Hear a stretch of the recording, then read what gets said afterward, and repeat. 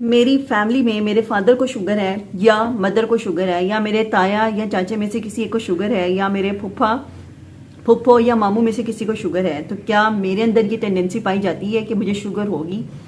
अगर है तो किस एज में मुझे एहतियात करनी चाहिए और क्या इलामतें हैं जिनको मुझे नज़र रखनी चाहिए और किस तरह का खाना खाना चाहिए? हेल्थ सीक्रेट्स में डॉक्टर सनिया में आज मैं आपको बताऊंगी। सनिया, आज का टॉपिक डायबिटीज़ के ऊपर बनाया गया है, सिर्फ ये चेक करने के लिए कि क्या क्या इलामतें आपके अंदर मौजूद हों या आपकी फैमिली हिस्ट्री हो या आपका वेट एक खास लिमिट से ज़्यादा हो। इन चीज़ों का आपके शुगर होने वाली बीमारी के साथ ताल्लुक है या नहीं है? अगर है तो आप इसे अर्ली कैसे डिटेक्ट कर सकते हैं और कैसे अपने आप को शुगर की बीमारी में मुब्तला होने से बचा सकते हैं। आज का टॉपिक इस पे है। इससे पहले मैं टॉपिक स्टार्ट करूं, हेल्थ सीक्रेट्स डॉक्टर सनिया यूट्यूब पे मेरे चैनल का नाम है। चैनल को लाइक सब्सक्राइब कर लें और वीडियो को शेयर कर दें अपने बाकी फ्रेंड्स एंड फैमिली के साथ, ताकि आपके साथ उनके इल्म में भी इजाफा हो और वो भी अपनी सेहत को अच्छा कर सकें।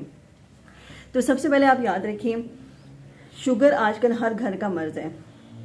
सबको अच्छी तरह से पता है कि अगर फैमिली में ये इस तरह से है जैसे घर घर पानी होना, हर घर में हर दूसरे या तीसरे बंदे को शुगर होती है, नहीं तो आपके पेरेंट्स में से किसी को होती है या आपकी फैमिली में से चल रही होती है।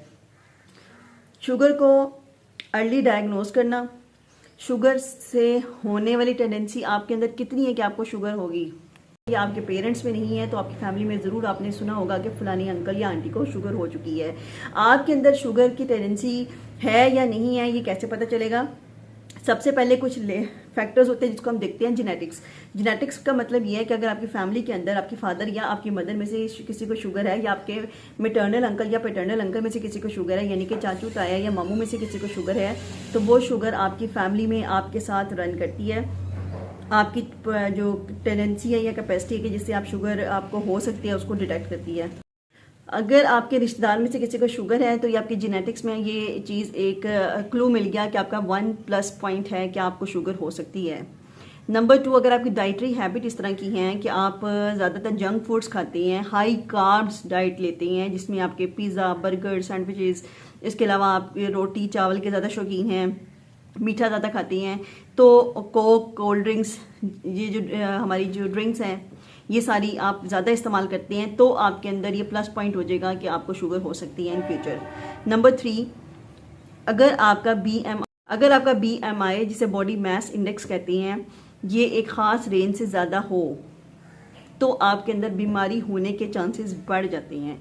वो किस तरह से कैलकुलेट करना है, उसको कैलकुलेट करने के लिए आपको 2 चीज़ें चाहिए होती हैं, वेट और हाइट। और ये फार्मूला जो मैंने अटैच किया हुआ है, लिखा हुआ है यहाँ पर, इसके अंदर आप अपनी वेट और हाइट को डालकर अपने कैलकुलेटर से कैलकुलेट कर लें। अगर ये 24.9 से ज़्यादा है तो इस मीन्स कि आप ओबेसिटी की तरफ है, ओवरवेट हैं और आपके अंदर बीमारियों की BMI इस तरह से कैलकुलेटर पे आप कैलकुलेट कर लें। प्लस अगर ये भी एक, अगर आपका ओवरवेट है तो ये एक प्लस पॉइंट हो जाएगा कि आपको शुगर होगी। इसके अलावा आपकी वेस्ट की एक ख़ास मेजरमेंट्स होती हैं जो कि मैंने ऊपर लिख दी हैं।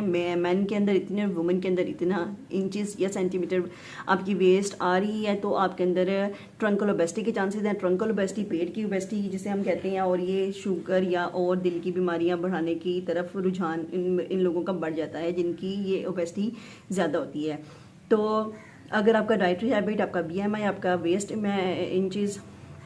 साइज इन इंचेस एंड आपकी जेनेटिक्स, ये सारी चीज़ें अगर इस आपके अंदर पाई जा रही हैं तो चांसेस हैं कि आपको फ्यूचर में शुगर हो सकती है। शुगर होने की अर्ली अलामत क्या हैं, कैसे डायग्नोस करते हैं और कैसे इससे हम अर्ली बच सकते हैं, ये मैंने आपको नेक्स्ट वीडियो में बताऊँगी।